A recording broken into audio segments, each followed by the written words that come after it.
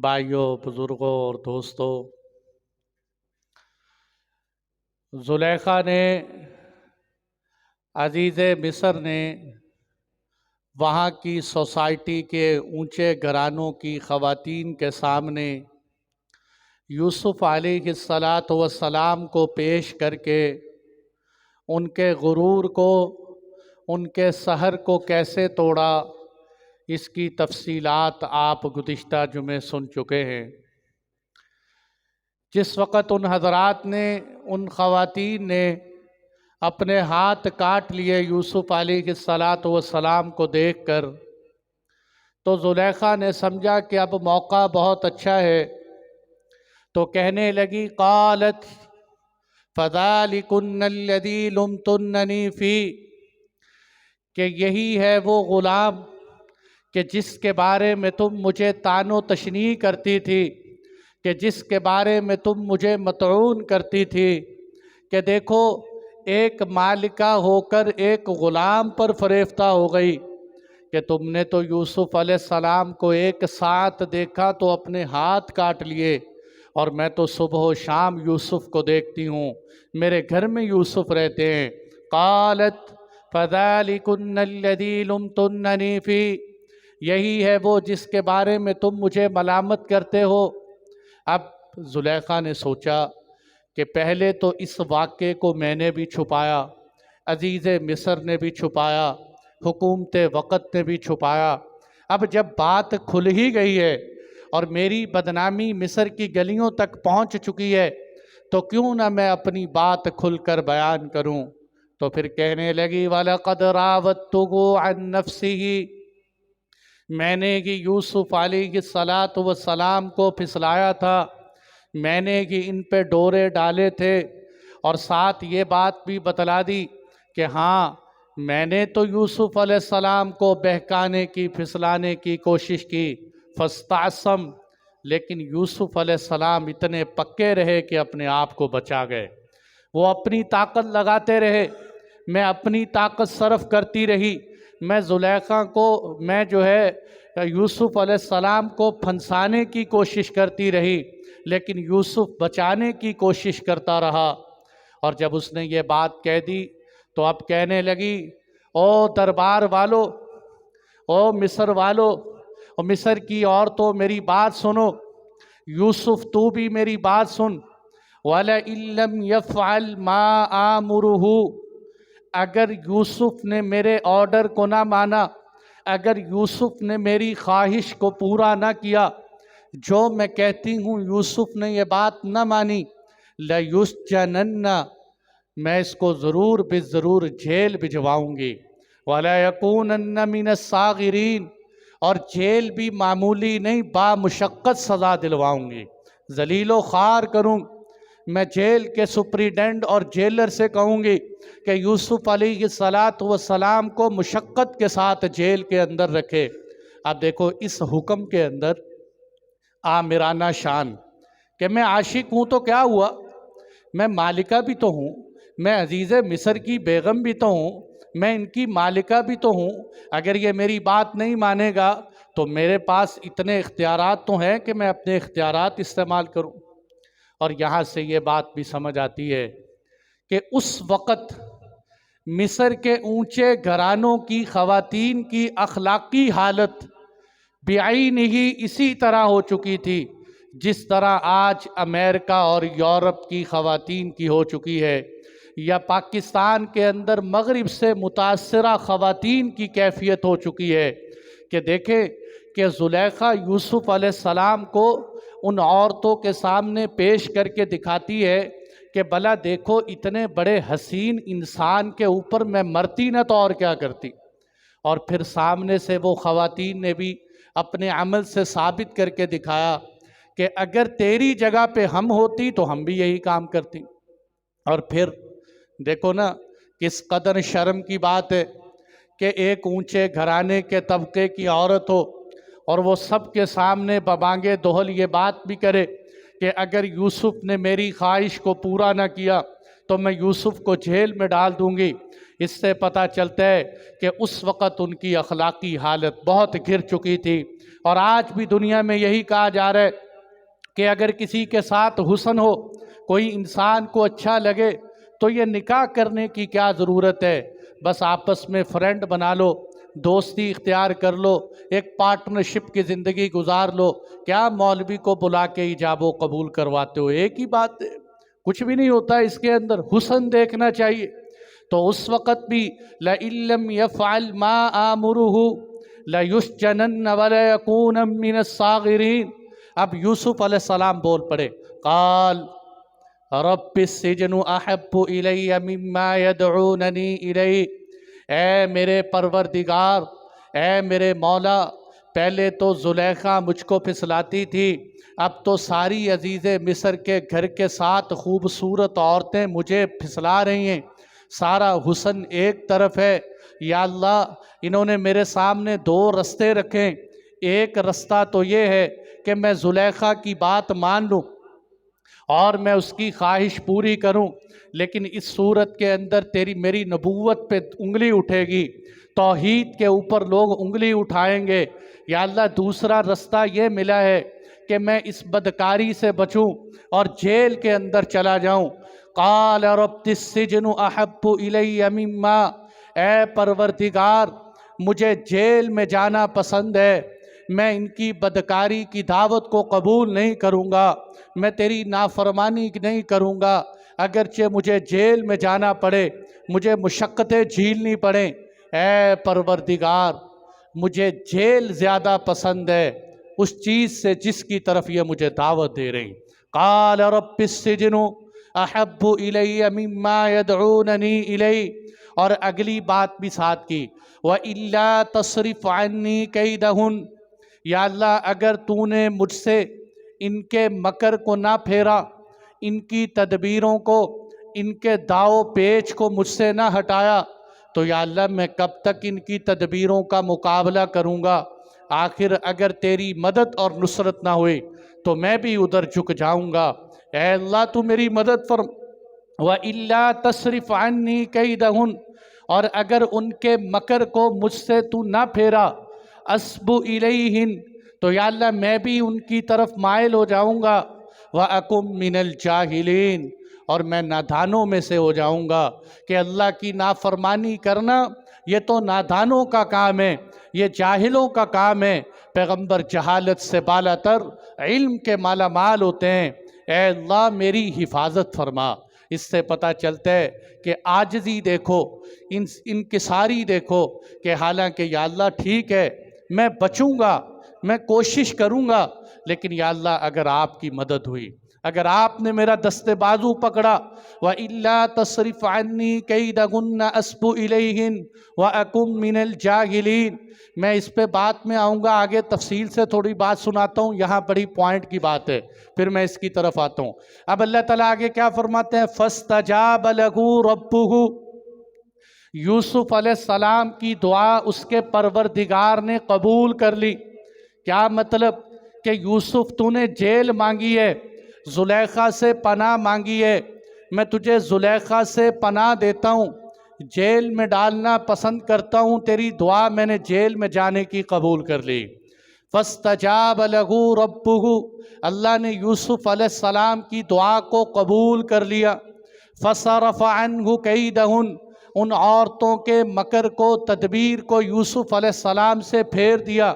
إِنَّهُ هُوَ السَّمِيعُ الْعَلِيمُ، اس لیے کہ اللہ تعالیٰ دعائیں سننے والے ہیں۔ یہ نہ سمجھو کہ ہم جتنی باتیں کرتے ہیں کوئی سننے والا نہیں۔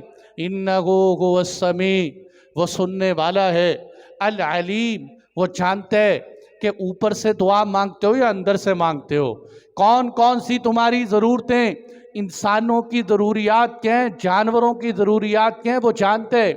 إِنَّهُ هُوَ السَّمِيعُ الْعَلِيمُ۔ اب یہاں اللہ تعالیٰ فرماتے ہیں ہم نے یوسف کی دعا کیسے قبول کی؟ ثُمَّ بَدَا لَهُم مِّن بَعْدِ مَا رَأَوُا الْآيَاتِ، کہ جب انہوں نے یوسف علیہ السلام کی پاکی دیکھی، کہ ایک بچے نے بھی یوسف کی پاکی بیان کی، قمیض یوسف کی گواہی دیتے، عزیز مصر خود یوسف کی گواہی دیتے ہیں، زلیخا خود یوسف کی پاکی بیان کرتی ہے، اور اللہ کا قرآن پاکی بیان کرتا ہے۔ تو جب انہوں نے یہ ساری نشانیاں دیکھ لیں، ما رأب الآیات، یہ نشانیاں کیا دیکھیں؟ یوسف کی پاکی کی نشانیاں۔ یہ پاکی کی نشانیاں دیکھنے کے بعد وہ اس تہ تک پہنچے کہ ہمیں یوسف علیہ السلام کو لَيَسْجُنُنَّهُ حین، کہ ہمیں کچھ مدت کے لیے یوسف کو جیل میں ڈال دینا چاہیے، تاکہ یوسف علیہ السلام جیل میں جائیں، چرچے ختم ہو جائیں، تذکرے ختم ہو جائیں، اور زلیخا کی بدنامی بھی ختم ہو جائے۔ لوگ کہیں گے اگر زلیخا یوسف پہ عاشق ہوتی تو جیل میں کیوں ڈالتی؟ اس لیے زلیخا نے اور عزیز مصر نے مل جل کے یہ فیصلہ کیا، لَيَسْجُنُنَّهُ حین، کہ یوسف علیہ السلام کو ایک مدت تک کے لیے جیل میں ڈال دیا جائے۔ اب جیسے ہی یوسف علیہ السلام کو پکڑ کے وارنٹ جاری ہو گئے، یوسف علیہ السلام کو جیل بھیج دیا گیا۔ اب قرآن جیل کی زندگی بیان کر رہے ہیں، ایک پورا رکوع ہے جیل کی زندگی کا۔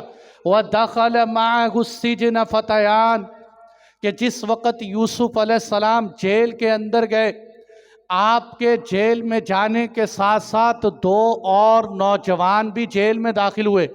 وَدَخَلَ مَعَهُ السِّجْنَ فَتَيَانِ، دو اور مجرم نوجوان قیدی جیل میں داخل ہوئے۔ یہ دو نوجوان کون تھے؟ یہ بادشاہ کے ملازم تھے۔ بادشاہ میں نے بتایا تھا عزیز مصر نہیں، ریان ابن ولید کے غلام تھے، ملازم تھے۔ ایک ساقی تھا، پانی پلاتا، مشروب شراب پلاتا، اور دوسرا باورچی، خباز، نان بائی، روٹیاں پکانے والا جو دسترخوان لگاتا۔ ان دونوں پر کوئی الزام تھا جس کے نتیجے میں یہ جیل میں گئے کہ جب تک ان کا جرم ثابت نہیں ہوتا اس وقت تک ان کو جیل سے نہیں نکالا جائے۔ وہ جرم کیا تھا؟ مفسرین نے لکھا ہے واقعہ اصل میں یہ پیش آیا کہ یہ دونوں بادشاہ کی خدمت کرتے۔ جو ساقی تھا اس کا نام ابوحہ بتلایا جاتا ہے، ابوحہ، اور بعض روایتوں میں یونا اس کا نام آتا ہے۔ اور اس کے مقابلے میں جو خباز نان بائی تھا، روٹی پکانے والا، اس کا نام روایات میں غالب بتلایا جاتا ہے کہ یہ بادشاہ کی خدمت کرتے تھے۔ بادشاہ کے جو مد مقابل مخالف قوتیں تھیں، انہوں نے کہا کسی طریقے سے بادشاہ کو قتل کیا جائے، اور بادشاہ کے ساتھ گاؤ لشکر ہوتا ہے، ہم اس کو قتل نہیں کر سکتے، اس کا حل کیا نکالا جائے کہ بادشاہ کو زہر دے دیا جائے۔ زہر دینے کے لیے کیا سوچا کہ بھئی اس کے ملازموں سے ملتے ہیں، تو سب سے پہلے وہ گئے ساقی، پانی پلانے والے کے پاس، اور اس سے جا کے کہنے لگے اگر آپ بادشاہ سے، ہم بہت تنگ آ چکے ہیں، اگر تم بادشاہ کو پانی کے اندر زہر ملا کے دے دو، ہم تمہیں اتنی اتنی رقم دیں گے، تمہیں اتنا مال و دولت دیں گے۔ وہ آگے سے کوئی ایماندار انسان تھا، کوئی نسلی انسان تھا، احسان پسند انسان تھا۔ اس نے کہا نہیں نہیں، بادشاہ میرا بڑا محسن ہے، میں تمہارے زہر کو، تمہارے اقتدار کی خاطر اپنے محسن کو کیوں ڈنگ ماروں، میں اس کو نقصان نہیں پہنچا سکتا۔ رہی بات تمہاری رشوت کی، تمہاری مال و دولت کی، مجھے اس کی کوئی ضرورت نہیں، جتنی میری تنخواہ ہے بس یہی میرے لیے کافی ہے، مجھے نہیں ضرورت کہ میں اپنے محسن کو ڈنگ ماروں۔ کچھ لوگ ایسے خیر خواہ بھی ہوتے ہیں، اس لیے انسان کو اپنے مالک کے ساتھ ہمیشہ خیر خواہی کا معاملہ کرنا چاہیے۔ اب جب یہ انہوں نے دیکھا کہ یہ تو مان ہی نہیں رہا، اور ادھر سے اس نے ساتھ ساتھ یہ دھمکی بھی لگا دی ابوحہ نے، اس نے کہا اگر تم دوبارہ میرے پاس آئے یہ کام کرنے کے لیے تو میں تمہیں پکڑ کے بادشاہ کے پاس دے جاؤں۔ وہ نکل گئے، انہوں نے کہا یہاں ہماری تدبیر چلنے والی نہیں۔ اب کافی عرصہ خاموش رہے، اور پھر یہ خباز کے پاس گئے، روٹی پکانے والے کے پاس۔ ان کو لگتا ہوگا کہ یہ شکل سے پتہ چل جاتا ہے انسان کو کہ یہ محکموں کے اندر کون سی شکل والا جو ہے مال لینے والا کھڑا ہوا ہے، اور کون سا ایماندار کھڑا ہوا ہے، کون سا چائے پانی والا ہے، اور کون سا جناب ایمانداری سے کام کرنے والا ہے۔ کہتے ہیں اللہ کا شکر ہے جی، ہم تو تھوڑے سے پیسے لے کے کام کرتے ہیں، یعنی کہ رشوت تھوڑی سی لے کے کام کرتے ہیں، زیادہ رشوت نہیں لیتے۔ ایک سائی مجھے کہنے لگے الحمدللہ جی میری 50,000 روپیہ تنخواہ ہے، 1.5-2 لاکھ اوپر سے ہو جاتا ہے، اوپر سے۔ میں نے کہا یہ اوپر سے اور نیچے سے کیا فرق ہے؟ کہتے ہیں آپ نہیں سمجھتے، یہ راز کی بات ہے، اوپر سے ہوتے ہیں۔ اور پھر اتنا نادان بیچارہ پتہ کیا کہتے ہیں مولوی صاحب لیکن اپنا تقوی بیان کر رہے ہیں، لیکن مولوی صاحب میری ایک عادت ہے کہ یہ جو اوپر والے پیسے ہیں نا، میں ان کو کھاتا نہیں، ہوں، بلکہ کیا کرتا ہوں، ان پیسوں سے گاڑی کا تیل ڈلوا دیتا ہوں، یا سکول کے اندر بچوں کی فیسیں دے دیتا ہوں، یا کوئی بیمار ہو جائے تو ہاسپٹل میں اس کی دوائی لے آتا ہوں، اور اگر اس سے بچ جائیں تو جن لوگوں کے گھروں میں ووٹ مانگنے جاتے ہیں ان کو دے دیتا ہوں کہ یہ لو بھائی پیسے پورے کر دیے۔ تو اب وہ مجھے یعنی بیچارہ یہ سمجھ رہے کہ حرام کھانا تو گناہ ہے، حرام لینا گناہ نہیں۔ تو اللہ معاف فرمائے، بہرحال لمبا ٹاپک ہے۔ تو میرے دوستو یہ مسئلہ نہیں ہے کہ آپ حرام مال لیتے رہو، امت کو کھلاتے رہو، حرام مال لے کے سڑکوں پہ لگاتے رہو، کو بہت نیکی کا کام کر رہے ہیں۔ تو یہاں بھی اس نے کہا یہ روٹی پکانے والا جو ہے نا، اس کے پاس چلتے ہیں۔ جب وہ اس کے پاس گیا، اس کو جا کے کہا کہ بھئی بادشاہ کو زہر دینی ہے، اتنے پیسے۔ جیسے ہی اس نے مال سنا، اس کے منہ میں تو پانی آ گیا۔ اب لالچ دیکھ کر، لالچ کی وجہ سے رال ٹپکنے لگی، نوٹوں نوٹ ہی نوٹ نظر آ رہے۔ ایمان کا پتہ ہی اس وقت چلتا ہے جب مادیت سے ٹکراؤ ہوتا ہے۔ صرف مصلی پہ بیٹھ کے یا ممبر پہ بیٹھ کے تقریر کر دینا، یہ تو پتہ تب چلتا ہے جب اوپر نوٹوں کی برسات ہو رہی ہو کہ انسان اب کدھر جاتا ہے۔ اس نے کہا مال بہت دیں گے، بڑی پیٹیاں مال و دولت کی۔ اس نے کہا تیار ہوں، مسئلہ ہی کیا ہے۔ اب ادھر جو ساقی تھا وہ تیار تھا، اس کے ذہن میں یہ بات تھی، وہ چالاک تھا کہ جب انہوں نے میرے اوپر یہ تدبیر چلائی اور میں مانا نہیں، تو یہ کسی نہ کسی پر چلائیں گے ضرور تدبیر۔ اب وہ نظر رکھتا اور اس کو پتہ چل گیا کہ یہ جو پکوان ہے نا، روٹی پکانے والا، یہ بادشاہ کو زہر دے گا۔ اب وہ نظر رکھتا۔ ایک دن جب اس نے کھانے میں زہر ملایا اور ملانے کے بعد بادشاہ کے ٹیبل پہ کھانا پیش کیا، اب اس نے کہا اگر میں شور ڈالوں تو یہ مجھے مار دے گا۔ اس نے کہا اچھا میں بادشاہ کو پانی دے کے آتا ہوں، جگ میں پانی پونی پلا کے آتا ہوں۔ یہ پانی لے کر گیا، جا کے بادشاہ کے کان میں کہتا ہے بادشاہ سلامت، کھانا دھیان سے کھانا، کھانا ذرا دھیان سے کھانا۔ یہ بھی نہیں کہا زہر ملی ہوئی۔ اب بادشاہ سمجھدار تھا، وہ سمجھ گیا، اس نے فوراً اطباء اور حکیم بلائے، کھانا چیک کیا گیا تو کھانے میں زہر نکلی۔ انہوں نے کہا بھائی بلاؤ ان کو۔ اب ساقی کہے کہ یہ زہر پکوان نے ملائی، پکوان کہے کہ یہ زہر شراب پلانے والے نے ملائی، ایک دوسرے پر الزام لگانے لگے۔ تو بادشاہ نے کہا بھئی ایک تو مجرم ہے نا، تم دونوں میں سے کوئی ایک تو مجرم اور ایک پہ جرم کا شبہ ہے، لہذا تم دونوں جیل میں جاؤ۔ جس وقت یہ پتہ چل جائے گا مجرم کون ہے، اس دن میں تمہیں سزا دے لوں۔ تو یہ قرآن بیان کرتے ہیں وَدَخَلَ مَعَهُ السِّجْنَ فَتَيَانِ، کہ جس وقت یوسف علیہ السلام جیل میں انٹر ہوئے، یوسف علیہ السلام کے ساتھ ساتھ 2 نوجوان بھی داخل ہوئے، جن 2 نوجوانوں کا قصہ میں سنا چکا ہوں کہ یہ بھی ساتھ ہی آئے۔ اور یوسف علیہ السلام کی آگے واقعہ سمجھنے کے لیے، یوسف علیہ السلام کا انداز یہ تھا کہ جیسے ہی آپ ایوان صدر سے نکل کر آپ جو ہے زندان میں گئے، تو اللہ کے فضل سے نبی ہوتے ہی ایسے ہیں کہ وہ جو زندان خانہ تھا، وہ جو جیل خانہ تھا، وہ اللہ نے خانقاہ بنا دی۔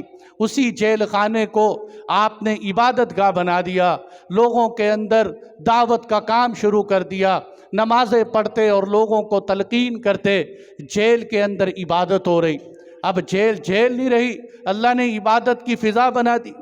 تو وہ جو 2 نوجوان تھے ان کو خواب آیا، اور چونکہ یوسف علیہ السلام جیل میں کام کرتے تھے، بلکہ مفسرین نے یہاں تک لکھا ہے کہ آپ کی جیل کی زندگی ایسی تھی کہ آپ پیغمبرانہ اخلاق کی وجہ سے اور لوگوں کے ساتھ حسن سلوک کی وجہ سے اگر جیل میں کوئی بیمار ہوتا تو اس قیدی کی جا کے عیادت کرتے، کوئی پریشان ہوتا تو اس کو جا کے تسلی دیتے، اور کوئی بہت غمگین ہوتا اس کو یوں کہتے کہ جلدی اللہ تمہیں رہائی دے دے گا، تم جلد ہی جیل سے نکل جاؤ گے، اور حتیٰ کہ خود اپنے آپ کو دکھوں میں ڈال کر جیل کے اندر لوگوں کو سکون پہنچاتے۔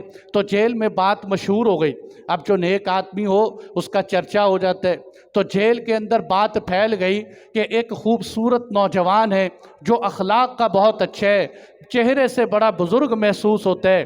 اب قرآن کہتے ہیں وَدَخَلَ مَعَهُ السِّجْنَ فَتَيَانِ، جس وقت دو نوجوان یوسف علیہ السلام کے ساتھ جیل میں داخل ہوئے، قال احدهما، ان دو نوجوانوں میں سے ایک نے کہا، کس نے کہا؟ شراب پلانے والے نے، ساقی نے کہا۔ یہ پہلا خواب ساقی کا ہے، چونکہ خواب آ جائے نا تو اچھا خواب بھی ہو انسان کو ہضم نہیں ہوتا، جلدی سے جلدی کسی کو بتاتا ہے۔ قال احدهما، ان میں سے ایک نے جا کر یوسف علیہ السلام سے، ساقی نے کہا کہ اے یوسف میں نے خواب دیکھا ہے، انی ارانی اعصر خمرا، خمر عربی میں شراب کو کہتے ہیں، کہ میں شراب نچوڑ رہا ہوں، انگور سے شراب نکالتے ہیں، میں نے خواب میں دیکھا کہ میں شراب نچوڑ رہا ہوں۔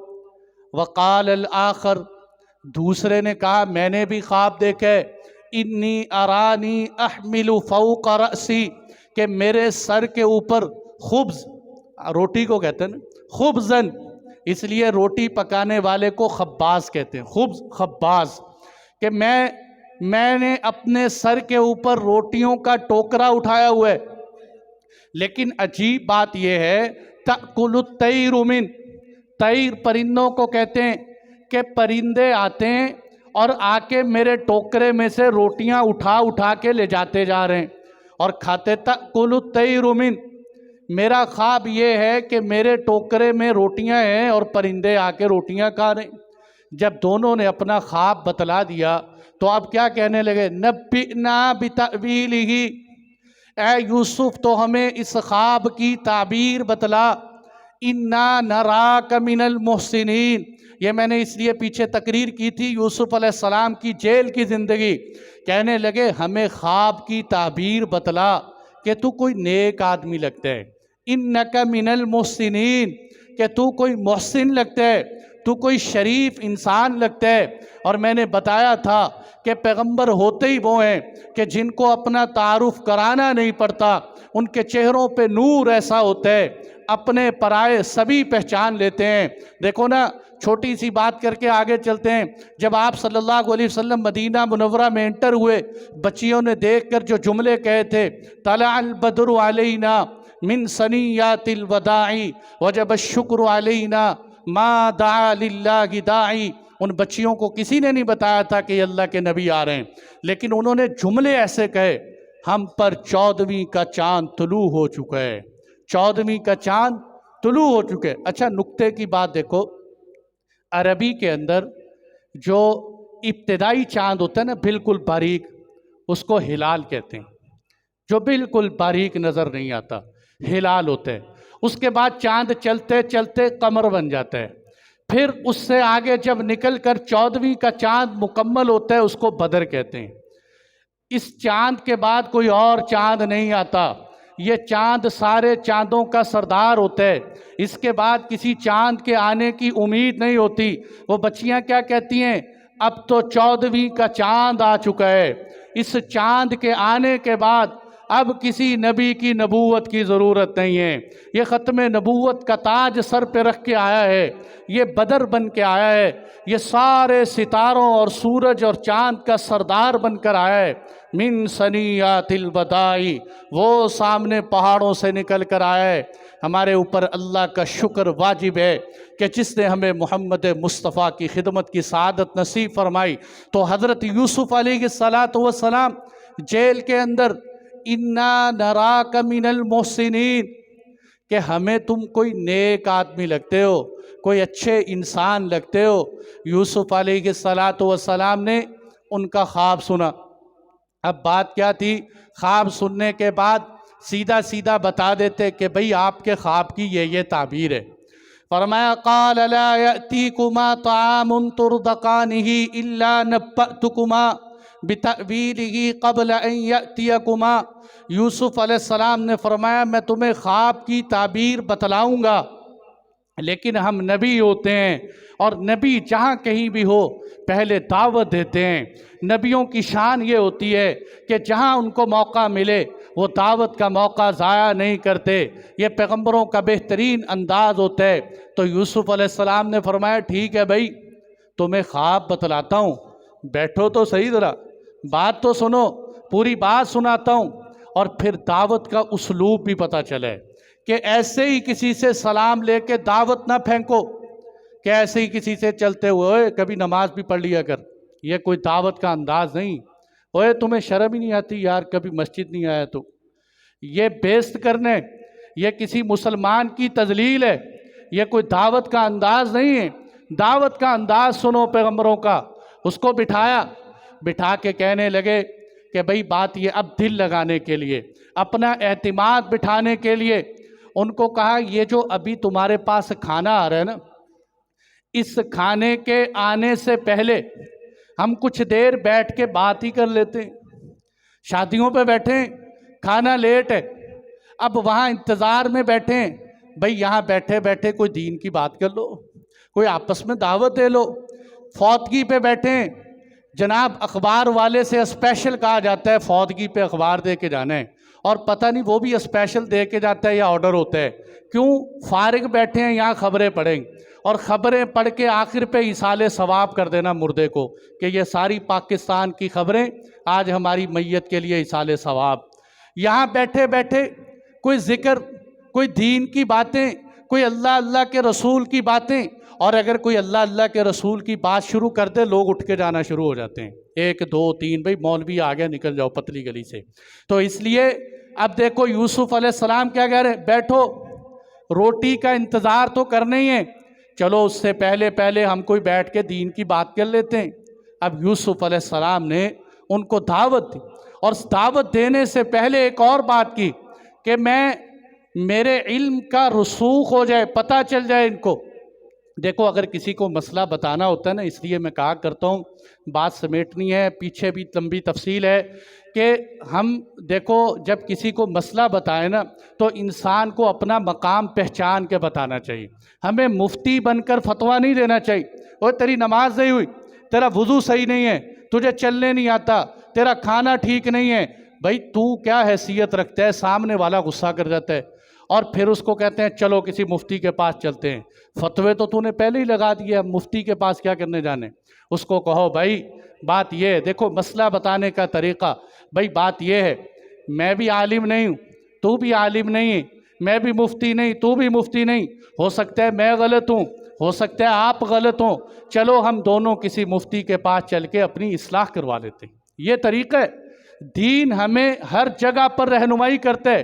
तो आपने उनको बिठाकर, पता चले कि मैं नबी भी हूँ, आपने फरमाया भाई अभी ये जो तुम्हारे पास खाना आएगा ना, खाना मैं तुम्हें बता दूंगा कि आज तुम्हारा खाना किस किस्म का है। खाने में टिंडे पके होंगे, खाने में बकरा होगा, या खाने में कौन, बकरा तो इसलिए नहीं कहते कि जेल में बकरा कैदियों तक नहीं जाता, वो पीछे ही रह जाता है, तो टिंडे या कुछ भी। उन्होंने कहा मैं खाने की नौइयत बता देता हूँ, खाना जो तुम्हारे तक आएगा ना वो किस किस्म का, किस टाइप का, किस सिफात का खाना होगा मैं तुम्हें बता सकता हूँ। क़ब्ल अन यअतियकुमा, तुम्हारे आने से पहले। उन्होंने कहा ये आप कैसे बता सकते हैं कि खाना किस नौइयत का होगा? ज़ालिकुमा मिम्मा अल्लमनी रब्बी। सुभान अल्लाह, कुरान दिल ठंडा कर देता है। ज़ालिकुमा, ये नहीं कहा कि ये वो इल्म है जो मुझे जिन्नों ने बताया है, ये वो इल्म है जो मैंने रमल के ज़रिए पढ़ा, ये जफ़र के ज़रिए पढ़ा, ये सितारों के ज़रिए हिसाब लगाया, ये मुझे फ़लाने बंदों ने कान में बताया।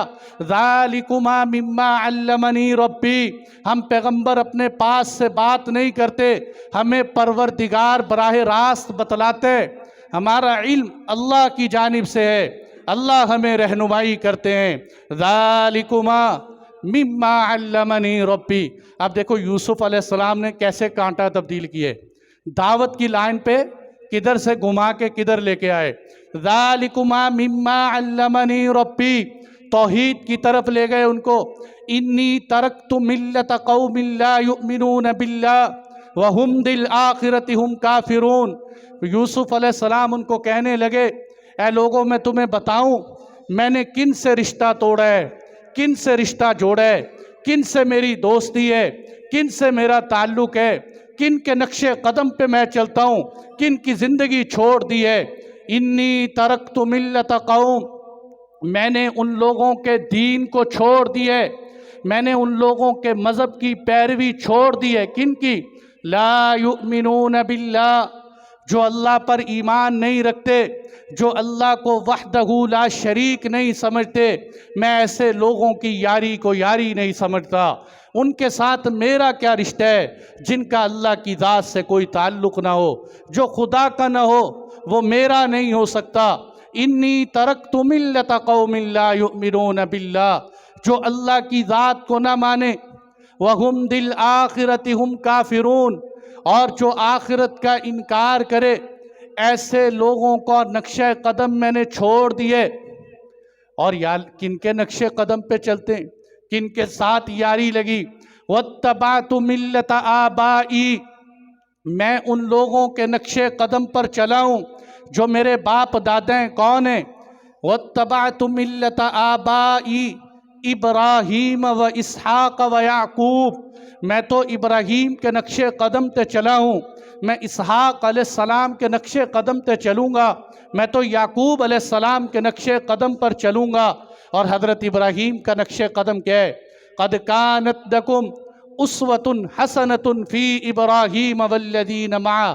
اے پیغمبر بتا دیجئے ان کو تمہارے لیے حضرت ابراہیم کی زندگی نمونہ ہے, حضرت ابراہیم کے ساتھ ایمان والوں کی زندگی بھی نمونہ ہے. حضرت ابراہیم کی نے کیا کہا؟ اذ قالوا لقومہم انا براء منکم, جس وقت انہوں نے اپنی قوم سے کہا تھا کہ اے لوگو میں تمہارے ان بتوں سے بری ہوں, میں تمہارے ان بتوں کی پوجا نہیں کرتا, اور یہ میرے اور تمہارے درمیان دشمنی اور بغض کا ذریعہ ہیں. تو اسی لیے فرمایا کہ میں تو حضرت ابراہیم کے نقش قدم پہ چلتا ہوں کہ یہ رستہ توحید کا رستہ ہے, میں شرک کے رستے سے نکلتا ہوں. یا اللہ ہو سکتا ہے حضرت یوسف علیہ السلام کا کوئی اور مطلب؟ قرآن نے کہا نہیں, میں اور کھول دیتا ہوں. ما کان لنا ان نشرک باللہ من شیء, ہمارے پیغمبروں کو یہ بات زیبا نہیں دیتی کہ ہمارے پیغمبروں کی صفوں کے اندر خدا کی ذات کے ساتھ کوئی شرک ٹھہرائے. ہم پیغمبروں کی جماعت ہوتے ہیں, ہم اللہ کی توحید کے بولنے کے لیے آتے ہیں. ہم پیغمبر اللہ کی ذات کے ساتھ کسی کو شریک ہونے نہیں دیتے. ما کان لنا ان نشرک باللہ من شیء ذالک من فضل اللہ علینا, ہمیں اللہ نے توحید دی ہے, یہ اللہ کا ہم پر فضل ہے. ولیکن اکثر الناس لا یشکرون, لیکن اکثر لوگ اس توحید کی دعوت کی قدر نہیں کرتے. ولیکن اکثر الناس لا یشکرون. اب یہ یوسف علیہ السلام نے پوری دعوت دی ہے ان کو ٹکا کر, اور پورا نقشہ کھینچے اللہ جل جلالہ کی وحدانیت کا. حالانکہ ابھی تک خواب کی تعبیر نہیں بتلائی, خواب کی تعبیر یوسف علیہ السلام نے بھی نہیں بتائی, میں بھی اگلے جمعے بتاؤں.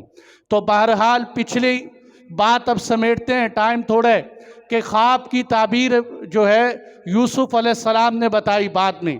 اب میرے دوستو یہاں دیکھیں ایک بڑی اہم بات ہے کہ یوسف علیہ السلام کے سامنے جب دو نقشے پیش کیے گئے کہ آپ جیل میں چلے جائیں یا آپ معصیت کی طرف چلے جائیں, تو یوسف علیہ السلام نے یہ کہا کہ یا اللہ مجھے جیل میں جانا زیادہ پسند. اب یہاں یوسف علیہ السلام نے جو جیل کی بات کی ہے یہ تو گناہ سے نفرت کے طور پر کی کہ ہمیں گناہ سے اتنی نفرت کرنی چاہیے کہ اگر گناہ سے بچنے کے لیے جیل میں بھی جانا پڑے تو بندہ جیل میں چلا جائے.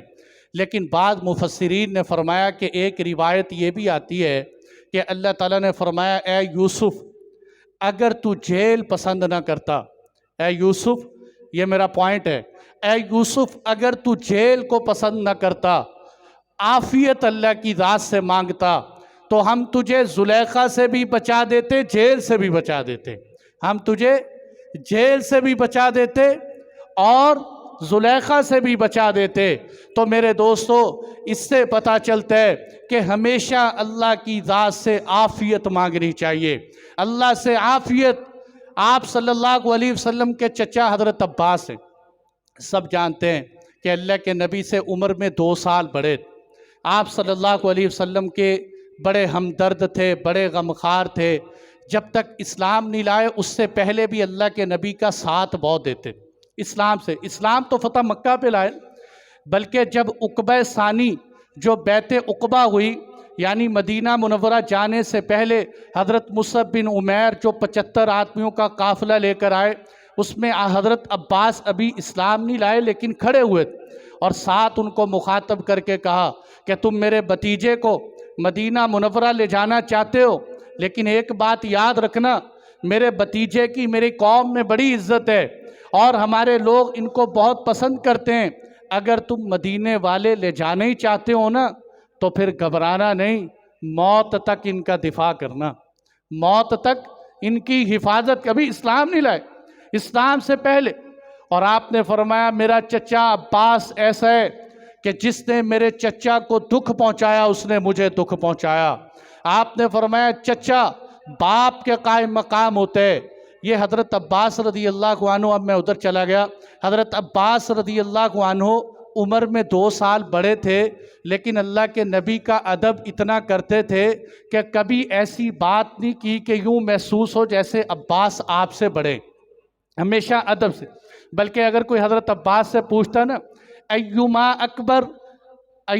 اکبر انت امین نبی، کیا آپ بڑے ہیں یا اللہ کے نبی بڑے ہیں، تو اب جواب سیدھا کیا بنتا ہے؟ بھی میں بڑا ہوں، میں عمر میں بڑا ہوں، لیکن بڑا بہترین جواب دیتے تھے۔ پتہ کیا کہتے بڑے تو اللہ کے نبی ہیں لیکن میں ان سے پہلے پیدا ہوا ہوں، بڑے تو اللہ کے نبی، یہ بھی نہیں کہا کہ بڑے اللہ کے نبی ہیں البتہ میں بھی بڑا ہوں، بڑے تو اللہ کے نبی ہیں لیکن میں پہلے پیدا ہوا ہوں۔ اس سے خود ہی پتہ چل جاتا ہے کہ میں عمر کے اعتبار سے بڑا ہوں اور اللہ کے نبی کا ادب بھی ملحوظ رہ جاتا ہے۔ تو حضرت عباس رضی اللہ عنہ فرماتے ہیں کہ میں، ترمذی کی حدیث ہے کہ میں اللہ کے نبی صلی اللہ علیہ وسلم کے پاس آیا، میں نے کہا اللہ کے نبی مجھے کوئی ایسی چیز بتاؤ کہ جب بھی میں اللہ سے مانگا کروں تو میں وہی چیز مانگ لیا کروں۔ آپ صلی اللہ علیہ وسلم نے فرمایا چچا صلی اللہ العافیہ، اللہ سے عافیت مانگو، اللہ سے عافیت مانگ۔ حضرت عباس فرماتے ہیں میں چند دن ٹھہرا رہا، پھر میں نے اللہ کے نبی کو ایک مجلس میں گھیر کے کہا اللہ کے نبی اگر میں اللہ سے کوئی چیز مانگوں تو کیا مانگوں؟ آپ نے فرمایا اے چچا صلی اللہ العافیت فی الدنیا والآخرہ، اللہ سے دنیا آخرت کی عافیت مانگا کرو۔ 2 دفعہ اپنے چچا کو یہ دعا سکھلائیے آپ صلی اللہ علیہ وسلم۔ ایک دفعہ اللہ کے محبوب تشریف لائے اور آپ نے دیکھا ایک صحابی ہیں بہت پتلے ہو چکے ہیں، جانور کی طرح، یعنی جیسے حدیث کے الفاظ بتا رہا ہوں اپنے نہیں، کہ اس کی طرح ایک پرندے کی طرح دبلے پتلے ہو چکے۔ آپ صلی اللہ علیہ وسلم نے فرمایا کہ بھئی تم اللہ سے دعا نہیں مانگ لیتے؟ انہوں نے کہا جی میں نے تو یہ دعا مانگی۔ دیکھو یہ بڑے پوائنٹ کی باتیں کہ دیکھو اللہ کے محبوب میں نے تو یہ دعا مانگی تھی کہ یا اللہ میرے جرموں کی سزا مجھے اسی دنیا میں دے دے، میرے گناہوں کی سزا مجھے اسی دنیا میں دے دے، آخرت میں نہ دینا۔ آپ صلی اللہ علیہ وسلم نے فرمایا بھائی خدا کا خوف کرو، اللہ سے اس دنیا میں بھی سزا نہ مانگو بلکہ اللہ سے دنیا آخرت کی عافیت مانگو، کہ یا ہم اس قابل نہیں ہیں کہ ہم اس دنیا میں بھی سزا برداشت کر سکیں، ہم تو بہت ہلکے ہیں کہ ہمارے اندر اتنی طاقت اور سکت نہیں ہے۔ بلکہ کتابوں میں لکھا ہے کہ ایک عمر جو ہے حمال تھا، جو بوجھ برداری کا کام کرتا تھا، ملازم۔ ایک دن وہ سڑک کے اوپر، وہ جب بھی کوئی دعا مانگتا نا تو یہ کہتا یا اللہ عافیت دے دے، یا اللہ عافیت دے دے، یا اللہ عافیت دے دے۔ اس سے کسی نے کہا یہ دعا اتنی کیوں مانگتے؟ اس نے کہا بھئی وجہ یہ ہے کہ ایک دن میں سڑک پہ جا رہا تھا، میں بوریاں اٹھاتا تھا، ایک دن میں نے بوری اٹھائی، مجھے بڑی مشقت ہوئی، میں نے کہا یا اللہ इस बोरी की बजाय तो मुझे कोई 2 वक़्त की रोटी मिल जाए, कहीं से भी मेहनत मुशक्क़त ना करनी पड़े, बस मैं 2 वक़्त की रोटी खा लूँ। मैंने ये दुआ मांगी। कहते अल्लाह ने मेरी दुआ कबूल की।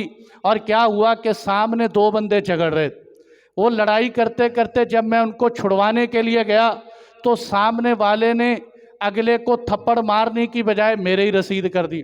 बाज़ दफ़ा छुड़वाने वाला भी मर जाता है। अब जब उसके लगी, कहते वो 3-4 मुक्के जो मुझे लगे, मेरे भी खून बहना शुरू हो।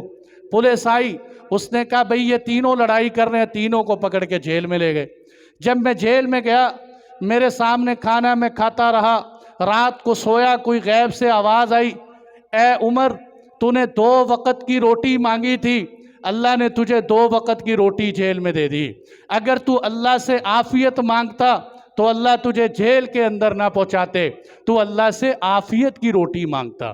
इसलिए मेरे दोस्तों, कभी घबरा कर परेशान होकर ये नहीं कहना कि या अल्लाह टांग टूटी है, इसकी बजाय बुखार ही चढ़ जाता, इसकी बजाय कोई छोटी मुसीबत आ जाती, ये ना मरता मैं मर जाता, इसकी बजाय ये हो जाता। ये बड़ी से छोटी, देखो शिफा तो अल्लाह की ज़ात ने देनी है, उसके ख़जानों में कोई कमी नहीं है। जब भी उससे मांगे खुल के मांगे, बड़े से बड़ा मांगे। आफ़ियत कहते किसे हैं? आफ़ियत वो चीज़ है कि इस दुनिया के अंदर और आखिरत के अंदर जितनी परेशानियां हो सकती हैं, जितने मसाइब और आफात हो सकते हैं, उन सब से बचने को आफ़ियत कहते हैं। उन सब से बचने को, अब देखो ना, जब हमने कहा अल्लाहुम्मा इन्ना नस्अलुकल अफ़्व वल आफ़ियत फ़िद दुनिया वल आखिरा, तो क्या कहा? या अल्लाह इस दुनिया में भी सारी मुसीबतों से बचा, आखिरत में भी सारी मुसीबतों से बचा। कितनी बेहतरीन दुआ है।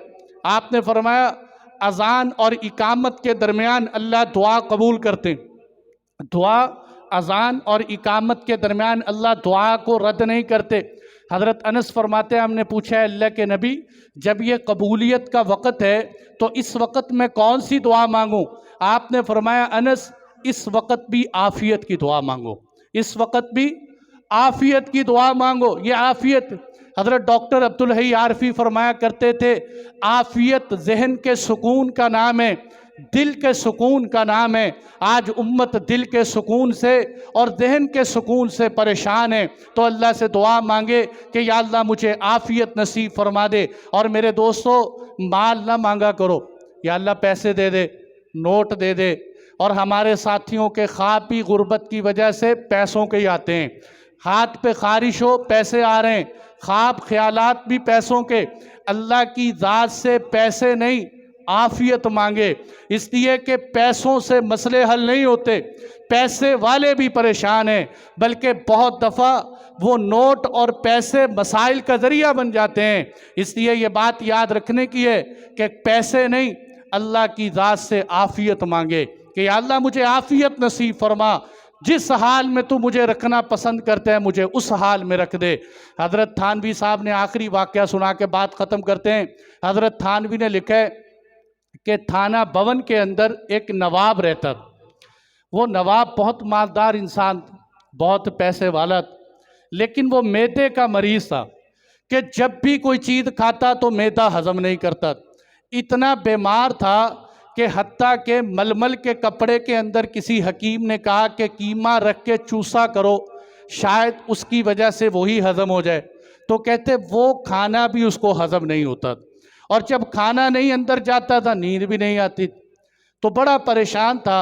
एक दिन उसने देखा कि एक लकड़हारा जंगल से लकड़ियां तोड़ के ला रहा है, और कंधे के ऊपर लकड़ियां उसने ज़मीन पर रखी, अपने बोरे के अंदर से 2 रोटियां निकाली और प्याज काटा।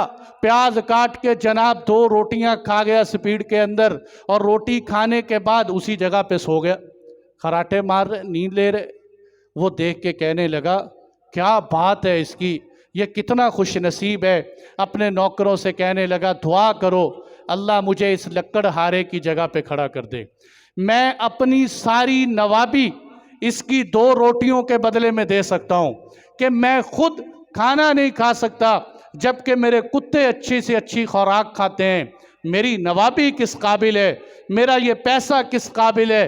अल्लाह की कसम, मुझसे तो ये लकड़हारा अच्छा है جو محنت مشقت کر کے 2 وقت کی صحیح روٹی کھا لیتے ہیں۔ اس لیے بھائیو، مسائل کا حل پیسوں میں نہیں، مسائل کا حل ڈالروں میں نہیں ہے، مسائل کا حل معیشت کی ترقی میں نہیں ہے۔ یہ قرآن ببانگ دہل ہمیں سمجھاتا ہے، وَمَنْ أَعْرَضَ عَنْ ذِكْرِي فَإِنَّ لَهُ مَعِيشَةً ضَنْكًا، جو میری یاد سے اعراض کرتا ہے میں اس کی زندگی کو تنگ کر دیتا ہوں، میں اس کا جینا مشکل کر دیتا ہوں۔ میرے دوستو، آج اس بات کی ضرورت ہے کہ ہم جو ہے امت مجموعی طور پہ استغفار کرے، اللہ کی طرف رجوع کرے، اللہ سے جب بھی مانگے عافیت مانگے۔ اللہ جل جلالہ جو کچھ کہا سنا گیا ہمیں عمل کی طور